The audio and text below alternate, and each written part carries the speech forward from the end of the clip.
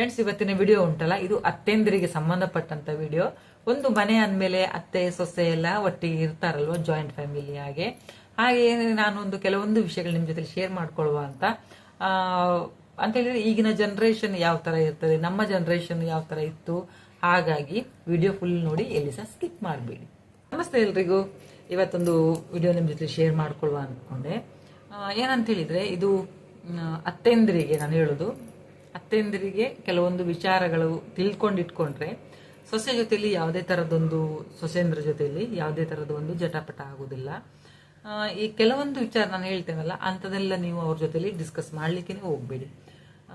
ಆಗ ನಿಮ್ಮ ಒಂದು ಮಧ್ಯೆ ಏನಾದ್ರೂ ಒಂದು ವಿರಸ ಇದ್ರೂ ಸಹ ಅದು ಕಮ್ಮಿ ಆಗ್ತದೆ, ಅಥವಾ ಒಂದು ಒಳ್ಳೆ ರೀತಿಯಲ್ಲಿ ಸಾಮರಸ್ಯ ನಿಮ್ಮ ಇದರಲ್ಲಿ ಬೆಳಿತಾ ಹೋಗ್ತದೆ.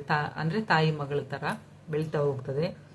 ಅಂತ ಹೇಳಿದ್ರೆ, ಕೆಲವೊಂದು ವಿಷಯದಲ್ಲಿ ಮಧ್ಯೆ ವಿರಸ ಸಹ ಬರ್ಬಹುದು. ಅಂದ್ರೆ ಕೆಲವೊಂದು ಗೊತ್ತಿಲ್ಲದೆ ಮಾಡುವಂತ ತಪ್ಪುಗಳು, ಅದು ಮಧ್ಯ ವಿರಸ ತಂದಿಡ್ಬೋದು. ಅಂತ ಹೇಳಿದ್ರೆ ಏಜ್ ಡಿಫ್ರೆನ್ಸ್ ಇರ್ಬೋದು, ಹಾಗೆ ಅಥವಾ ಅವ್ರದ್ದು ಮೆಂಟಾಲಿಟಿ ಬೇರೆ ತರ, ಇವ್ರದ್ದು ಮೆಂಟಾಲಿಟಿ ತರ ಬೇರೆ ತರ ಇರ್ತದಲ್ಲ. ಹಾಗೆ ಅಂದ್ರೆ ಅನಗತ್ಯ ಒಂದು ಸಂಘರ್ಷಗಳು ಮಾಡೋದಕ್ಕಿಂತ ಒಂದು ಫ್ಯಾಮಿಲಿ ಅಂದಮೇಲೆ ಒಂದು ಒಳ್ಳೆ ರೀತಿಯಲ್ಲಿ ಬಾಂಧವ್ಯವನ್ನ ಬೆಳೆಸ್ಕೊಂಡು ಸುಖವಾಗಿರೋದು ಒಳ್ಳೇದಲ್ವಾ. ಯಾರಾದ್ರೂ ಹೊಸಬ್ರು ನನ್ನ ಚಾನಲ್ ನೋಡ್ತಾ ಇದ್ರೆ ಪ್ಲೀಸ್ ಸಬ್ಸ್ಕ್ರೈಬ್ ಮಾಡ್ಕೊಂಡು ವಿಡಿಯೋ ನೋಡಿ, ಹಾಗೆ ಆದಷ್ಟು ಶೇರ್ ಮಾಡಿ. ಈಗ ನಾನು ಹೇಳುವಂತ ಕೆಲವೊಂದು ಪಾಯಿಂಟ್ಸ್ ನಿಮ್ಮ ಮನೆಯಲ್ಲಿ ಸಹ ಈ ತರ ಏನಾದ್ರು ಆಗ್ತಾ ಇದ್ರೆ ಅದನ್ನ ಸರಿಪಡಿಸ್ಕೊಂಡು ಖುಷಿಯಾಗಿ ಅತ್ತೆ ಸೊಸೆ ಜೊತೆಯಾಗಿರಿ ಅಂತ ಹೇಳ್ತೇನೆ ನಾನು. ಫಸ್ಟಿಗೆ ಬಂದು ಇನ್ಸಲ್ಟ್ ಮಾಡೋದು ಅಂತ ಹೇಳಿದ್ರೆ ಟೀಕೆ ಮಾಡುದು. ಆ ಟೀಕೆ ಮಾಡೋದನ್ನ ನೀವು ಸ್ವಲ್ಪ ಕಮ್ಮಿ ಮಾಡ್ತಾ ಹೋಗ್ಬೇಕಾಗ್ತದೆ.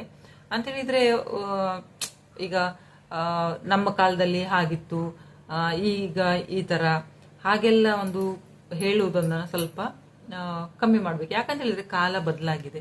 ಈಗ ನಾವಿರುವ ಹಾಗೆ ಇದುಂಟಲ್ಲ ಈಗಿಲ್ಲ, ಅಥವಾ ನಮ್ಮ ಅಮ್ಮಂದಿರು ಇರೋ ತರದ್ದು ಟೈಮು ಈಗಿಲ್ಲ, ಅಥವಾ ನಮ್ಮ ಅತ್ತೆಂದಿರು ಇರೋ ಟೈಮು ಈಗಿಲ್ಲ. ನಮ್ಮ ಜನರೇಷನ್ ಬೇರೆ ತರ, ನಮ್ಮ ನಂತರ ಬರುವವರ ಜನರೇಷನ್ ಬೇರೆ ತರ ಇರ್ತದಲ್ಲ. ಹೊಸ ವಿಚಾರ ಏನಾದ್ರೂ ಒಂದು ಮಾಡ್ಲಿಕ್ಕೆ ಅವರು ಹೊರಟ್ರೆ, ನಮ್ಮ ಮನೆಯಲ್ಲಿ ಅದಕ್ಕೆ ಪರ್ಮಿಷನ್ ಇಲ್ಲ ಅಥವಾ ಅನುಮತಿ ಇಲ್ಲ, ಅದನ್ನ ಹೇಳುದನ್ನ ನಿಲ್ಲಿಸಬೇಕು. ಅವರು ಯಾವುದು ಕೆಲಸ ಮಾಡ್ತಾ ಇದ್ದಾರೆ ಅನ್ನೋದನ್ನ ನಾವು ಗಮನದಲ್ಲಿ ಇಟ್ಕೊಂಡು ಅವರಿಗೊಂದು ಸಪೋರ್ಟ್ ಮಾಡ್ಲಿಕ್ಕೆ ಪ್ರಯತ್ನ ಪಡಬೇಕು. ಅಥವಾ ಅವರು ಅಂದ್ರೆ ಆ ಕೆಲಸ ಅವರಿಗೆ ಅಲ್ಲ ಅಂತ ಹೇಳಿದ್ರೆ ಅದನ್ನ ಚಂದದ ರೀತಿಯಲ್ಲಿ ಅವರಿಗೆ ತಿಳಿಸಿ ಒಂದು ಕೊಡುವಂತ ಪ್ರಯತ್ನ ನಮ್ಮಿಂದ ಆಗ್ಬೇಕಾಗ್ತದೆ. ಮತ್ತೆ ಇವತ್ತಿನ ಪೀಳಿಗೆಗೆ ಉಂಟಲ್ಲ ಅಂತ ಹೇಳಿದ್ರೆ, ಅವರಿಗೆ ಒಂದು ಡಿಫರೆಂಟ್ ಆದಂತ ಒಂದು ದೃಷ್ಟಿಕೋನ ಇರ್ತದೆ. ಈಗ ನಮ್ಗೆ ಹಾಗಲ್ಲ, ನಮ್ಮನ್ನ ಬೆಳೆಸಿದ ರೀತಿನೇ ಆ ತರ ಇರ್ತದೆ. ಹಾಗೆ ಅವರು ಅಂತ ಹೇಳಿದ್ರೆ ಈಗಿನ ಎಜುಕೇಶನ್ ಸಹ ಹಾಗೇನೆ ಇರ್ತದಲ್ವಾ.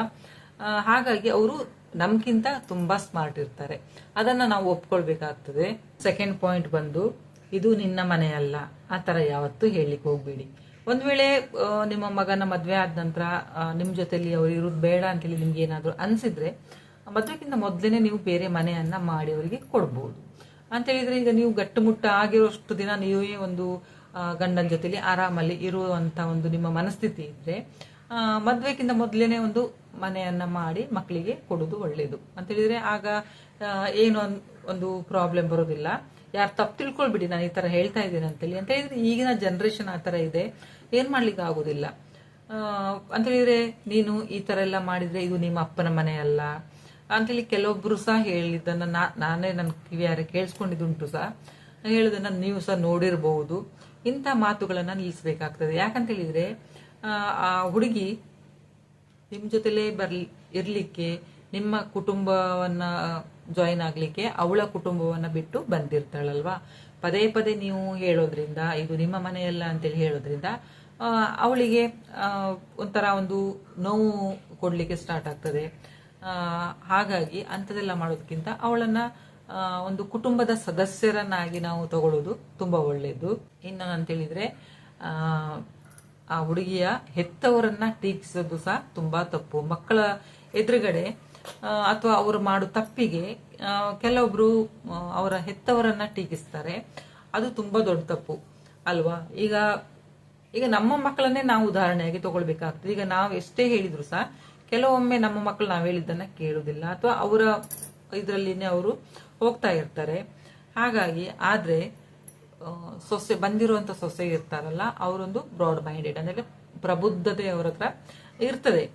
ಆಕೆಗೆ ಅಂತ ಹೇಳಿದ್ರೆ ಅವಳಿಗೆ ಗೊತ್ತಿದ್ದೋ ಗೊತ್ತಿಲ್ಲದೇನೋ ಕೆಲವೊಂದು ತಪ್ಪು ಮಾಡಿದಾಗ ಅವರ ಪೋಷಕರಿಗೆ ಅಂತೇಳಿ ಅವರ ಹೆತ್ತವರಿಗೆ ನಾವು ನಿಲ್ಲಿಸಬೇಕು. ತಾಯಿಯಂತೆ ಅವಳನ್ನ ಕ್ಷಮಿಸಬೇಕಾಗ್ತದೆ. ಈಗ ಈಗ ನಮ್ಮ ಮಗಳಾದ್ರೆ ನಾವು ಕ್ಷಮಿಸ್ತೇವಲ್ವಾ. ಏನಾದ್ರು ತಪ್ಪಾದ್ರೆ, ಸಣ್ಣ ಪುಟ್ಟ ತಪ್ಪಾದ್ರೆ ನಾವು ಕ್ಷಮೆ ಕೊಡ್ತೇವೆ ಮಕ್ಕಳಿಗೆ. ಹಾಗೇನೆ ಈಗ ಬೇರೆ ಮನೆಯಿಂದ ನಮ್ಮ ಮನೆಗೆ ಬಂದ ಹುಡುಗಿಯರಿಗೆ ನಾವು ಸಹ ಅದೇ ತರ ಕ್ಷಮೆ ಕೊಡ್ಬೇಕಾಗ್ತದೆ. ಯಾರಿಗೆ ಆದ್ರೂ ಸಹ ಒಂದು ಹೆತ್ತವರಿಗೆ ಟೀಕಿಸಿದ್ರೆ ಅಂತ ಹೇಳಿದ್ರೆ ಇನ್ಸಲ್ಟ್ ತರ ನಾವಾಗಿ ಮಾತಾಡಿದ್ರೆ ತುಂಬಾ ಬೇಸರ ಆಗ್ತದೆ, ತುಂಬಾ ಕೋಪ ಸಹ ಬರ್ತದೆ. ಅಂತಹ ಪದಗಳನ್ನ ನೀವು ಯೂಸ್ ಮಾಡಿದ್ರೆ ನಿಮ್ಮ ಸಂಬಂಧ ಹಾಳಾಗ್ತದೆ. ಅದರಿಂದ ಮತ್ತೆ ನಿಮ್ಮ ಮೇಲೆ ಇರುವಂತಹ ಒಂದು ಗೌರವ ಸಹ ಕಮ್ಮಿ ಆಗ್ತಾ ಹೋಗ್ತದೆ. ಅದಕ್ಕೋಸ್ಕರ ನಾನು ಹೇಳುದು, ಮಾತಾಡುವಾಗ ಸ್ವಲ್ಪ ಕೇರ್ಫುಲ್ ಆಗಿ ನೀವು ಮಾತಾಡ್ಬೇಕಾಗ್ತದೆ. ಹಾಗೇನೆ ಅತ್ತೆಂದ್ರದೇ ತಪ್ಪಂತ ನಾನು ಹೇಳುದಿಲ್ಲ. ಈಗ ಮನೆಗೆ ಬಂದ ಅದು ನೆಕ್ಸ್ಟ್ ವಿಡಿಯೋದಲ್ಲಿ ಸಹ ನಾನು ಹೇಳ್ತೀನಿ ನಿಮ್ಗೆ ಸೊಸೆಂದಿರು ಯಾವ ತರ ಒಂದು ಅಡ್ಜಸ್ಟ್ ಆಗ್ಬೇಕಾಗ್ತದೆ ಅಂತೇಳಿ. ನಿಮ್ಮ ಸೊಸೆಯನ್ನ ಬೇರೆಯವ್ರ ಜೊತೆ ಹೋಲಿಸ್ಲಿಕ್ಕೆ ಸಹ ನೀವು ಹೋಗ್ಬೇಡಿ. ಅವರ ಸೊಸೆ ಹಾಗೆ ಮಾಡ್ತಾಳೆ, ಇವರ ಸೊಸೆ ಹೀಗೆ ಮಾಡ್ತಾಳೆ, ನನ್ನ ಸೊಸೆ ಮನೆಯಲ್ಲಿ ಮಾತ್ರ ಕಾಲ್ ಮೇಲೆ ಕಾಲ್ ಹಾಕಿ ಕೂರ್ತಾಳೆ ಅಂತ ಇದು ಏನು ಹೇಳಿದ್ರೆ ಬೈತಾ ಇರಬೇಡಿ. ಅಥವಾ ಏನೋ ಒಂದು ಇದರಲ್ಲಿ ನೀವು ಮಾತಾಡ್ತಾ ಇರ್ಬೇಡಿ. ಒಂದು ಆ ಇದಿರ್ತದೆ, ಮಾತಾಡುವಂತ ರೀತಿ ಇರ್ತದೆ ನೋಡಿ, ಅಂತ ಇದರಲ್ಲಿ ನೀವು ಹೇಳ್ತಾ ಇರ್ಬೇಡಿ. ಅದೊಂದು ಅಸಮಾಧಾನಕ್ಕೆ ಒಂದು ಕಾರಣ ಸಹ ಆಗ್ತದೆ. ಪ್ರತಿಯೊಬ್ಬ ವ್ಯಕ್ತಿಯಲ್ಲಿ ಒಂದು ವಿಶಿಷ್ಟ ಒಂದು ಇದಿರ್ತದೆ. ಹಾಗೆ ನಿಮ್ಮ ಸೊಸೆ ಸಹ ಬೇರೆಯವರ ತರ ಬದುಕಬೇಕಂತ ಏನಿಲ್ಲ. ಅಂದ್ರೆ ಆ ಹುಡುಗಿಗೆ, ನಿಮ್ಮ ಮನೆಗೆ ಸೊಸೆಯಾಗಿ ಬಂದಿರುವಂತ ಹುಡುಗಿಗೆ ಬೇರೆ ಯಾವ್ದಾದ್ರು ಒಂದು ವಿಷಯದಲ್ಲಿ ಟ್ಯಾಲೆಂಟ್ ಇರಬಹುದಲ್ವಾ. ನೀವು ಅದನ್ನ ಗುರುತಿಸಿ ಅವಳಿಗೆ ಆ ವಿಷಯದಲ್ಲಿ ಒಂದು ಸಪೋರ್ಟ್ ಮಾಡಿ. ಇನ್ನೊಂದು ಬಂದು, ಇದಂತೂ ತುಂಬಾ ಮನೆಯಲ್ಲಿ ತುಂಬಾ ತಪ್ಪು ಮಾಡ್ತಾರೆ ಕೆಲವೊಬ್ರು. ಏನಂತೇಳಿದ್ರೆ ಈಗ ದೊಡ್ಡವರು ಕೂತೆಲ್ಲ ಒಂದು ಡಿಸ್ಕಸ್ ಮಾಡ್ತಾರೆ ಅಂತೇಳಿದ್ರೆ ಸೊಸೆ ಹೊರಗಡೆಯಿಂದ ಬಂದಿದ್ದಾಳೆ ಅಂತ ಹೇಳ್ಕೊಂಡು ಅವಳನ್ನ ಹೊರಗಡೆ ಇಡ್ತಾರೆ. ಕೆಲವೊಂದು ಪರ್ಸನಲ್ ಡಿಸಿಷನ್ ತಗೊಳ್ಳುವಾಗ ಅಥವಾ ಒಂದು ಫಂಕ್ಷನ್ ಇದು ಡಿಸಿಷನ್ ತಗೊಳ್ಳುವಾಗ ಅತ್ತೆ ಮಾವ ಅಥವಾ ಅವ್ರ ಮಗಳಿಗ ಕರ್ಕೊಳ್ತಾರೆ, ಮಗ ಹಾಗೆಲ್ಲ ಅಳಿಯನಿಗೆ ಈ ಜೊತೆಲಿ ಕರ್ಕೊಂಡು ಮಾತಾಡ್ತಾರೆ. ಸೊಸೆಂದಿರನ್ನ ದೂರ ಇಡ್ತಾರೆ. ಆ ತರ ಯಾವತ್ತೂ ಮಾಡಬೇಡಿ. ಯಾಕಂತ ಹೇಳಿದ್ರೆ ಅವಳು ಸಹ ನಿಮ್ಮ ಕುಟುಂಬದವಳೆ ಅಲ್ವಾ, ನಿಮ್ಮ ಕುಟುಂಬದ ಸದಸ್ಯಳೆ. ಆ ಹುಡುಗಿ ಸಹ ಈಗ ಬೇರೆ ಮನೆಯಿಂದ ಮದ್ವೆ ಆಗಿ ಬಂದಂತ ಅವಳು ನಿಮ್ಮ ಕುಟುಂಬದವಳಲ್ವಾ. ಹಾಗೆ ನೀವು ಏನೇ ವಿಷಯ ಮಾತಾಡದಿದ್ರು ಅವಳ ಎದುರುಗಡೆನೆ ಮಾತಾಡಿ, ಅವಳ ಜೊತೆಲಿ ಸಹ ನೀವು ಡಿಸ್ಕಸ್ ಮಾಡಿ ಅಂತ ಹೇಳಿದ್ರೆ ಒಬ್ಬೊಬ್ರದ್ದು, ನಾನು ಅವಾಗ ಹೇಳಿದೆ, ಒಬ್ಬೊಬ್ರದ್ದು ಮೈಂಡ್ ಸೆಟ್ ಬೇರೆ ತರ ಇರುತ್ತೆ. ಅವಳ ಐಡಿಯಾಸ್ ನೀವು ಸಹ ತಗೊಳ್ಬಹುದು. ಯಾರಿಗಾದ್ರೂ ತಪ್ಪ ಅನ್ಸಿದ್ರೆ ದಯವಿಟ್ಟು ಕ್ಷಮಿಸಿ. ನೆಕ್ಸ್ಟ್ ಬಂದು ಅವಳ ಭಾವನೆಗಳಿಗೆ ಸಹ ಒಂದು ಗೌರವ ಕೊಡಿ ಅಂತ ಹೇಳಿದ್ರೆ, ನಿಮ್ಮ ಸೊಸೆ ತುಂಬಾ ಸೂಕ್ಷ್ಮ ಅಂತ ಹೇಳುವ ಮೂಲಕ ಅವಳ ಭಾವನೆಗಳಿಗೆ ಒಂಥರ ಒಂದು ನಿರ್ಲಕ್ಷಿಸದಾಗೆ ಆಗ್ತದೆ. ಮತ್ತೆ ಒಂದು ನಿಮ್ಮ ಸಂಬಂಧದಲ್ಲಿ ಒಂದು ಅಂತರ ಸಹ ಅದರಲ್ಲಿ ಬರ್ಲಿಕ್ಕೆ ಸ್ಟಾರ್ಟ್ ಆಗ್ತದೆ. ಅಂತ ಹೇಳಿದ್ರೆ ತುಂಬಾ ಸೂಕ್ಷ್ಮ ಅಂತ ಹೇಳಿದ್ರೆ ಅವಳಿಗೆ ಏನು ವಿಷಯವೇ ಗೊತ್ತಿಲ್ಲ, ಅವಳಿಗೆ ಏನಾದ್ರು ಕೆಲಸ ಮಾಡಿದ್ರೆ ಟಯರ್ಡ್ ಆಗ್ಬೋದು, ಅಥವಾ ಶಾಪಿಂಗ್ ಹೋದ್ರೆ ಏನಾದ್ರು ಅವಳಿಗೆ ಗೊತ್ತಾಗೋದಿಲ್ಲ.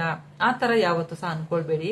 ಅವಳಿಗೆ ಸಹ ಒಂದು ಫ್ರೀಡಮ್ ಬೇಕಾಗ್ತದೆ. ಅವಳಿಗೆ ಸಹ ನಿಮ್ಮ ಮನೆಯದು ಒಂದು ವಾತಾವರಣವನ್ನ ಅಡ್ಜಸ್ಟ್ ಮಾಡ್ಕೊಳ್ಳಿಕ್ಕೆ ಸಹ ಒಂದು ಟೈಮ್ ಬೇಕಾಗ್ತದೆ. ಅಥವಾ ನಿಮ್ಮ ಮನೆಯಲ್ಲಿ ಇದ್ದವರದ್ದು ಒಂದು ಗುಣ ಅವಳಿಗೆ ಗೊತ್ತಾಗ್ಬೇಕಾಗ್ತದೆ. ಹಾಗಾಗಿ ಅವಳ ಭಾವನೆಗಳಿಗೆ ಸಹ ಒಂದು ಗೌರವ ಕೊಡಿ ಅಂತ ಹೇಳಿದ್ರೆ ಅವಳು ಮಾತಾಡದೆ ಕೂತ್ಕೊಳ್ಬಹುದು. ಹಾಗಾಗಿ ಅಂತ ಹೇಳಿದ್ರೆ ಸಡನ್ ಈಗ ನೀವು ಸಹ ಒಂದು ಅತ್ತೆ ಆದವರು, ನೀವು ಸಹ ಒಂದು ಮನೆಯಿಂದ ಬಂದು ಇನ್ನೊಂದು ಮನೆಗೆ ಸೇರಿದವರಲ್ವಾ. ನೀವು ಸ್ಟಾರ್ಟಿಂಗ್ ಬಂದಾಗ ಹೇಗಿದ್ದೀರಿ ಅದನ್ನ ನೆನಪು ಮಾಡ್ಕೊಳ್ಳಿ. ಹಾಗೇನೆ ನಿಮ್ಮ ಸೊಸೆ ಸಹ ಬೇರೆ ಮನೆಯಿಂದ ಬಂದಿರ್ತದಲ್ವಾ, ಹಾಗೆ ಅಡ್ಜಸ್ಟ್ ಮಾಡ್ಕೊಳ್ಬೇಕಾಗ್ತದೆ. ಕೆಲವೊಬ್ರಿಗೆ ಇದು ಸ್ವಲ್ಪ ಇವ್ರು ಯಾಕೆ ಈ ತರ ಎಲ್ಲ ಹೇಳ್ತಾ ಇದ್ದಾರೆ ಅನ್ಕೊಂಡಿರ್ಬೋದೇನೋ ವಿಡಿಯೋ ನೋಡುವಾಗ. ದಯವಿಟ್ಟು ಹಾಗಲ್ಲ, ನಾನು ಹೇಳಿದ್ದು ಈಗಿನ ಜನರೇಷನ್ ಬಗ್ಗೆ ನಾನು ಹೇಳ್ತಾ ಇದ್ದೇನೆ.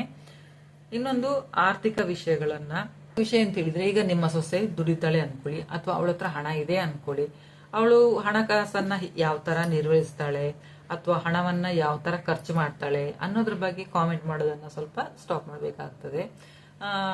ಅಂತೇಳಿದ್ರೆ ಈಗ ನಮ್ಮ ಮಕ್ಕಳು ಸಹ ಖರ್ಚು ಮಾಡುವಾಗ ನಾವು ಕೆಲವೊಮ್ಮೆ ಬೈತೇವೆ, ಕೆಲವೊಮ್ಮೆ ಅದು ನೋಡ್ತೇವೆ ನಾವು.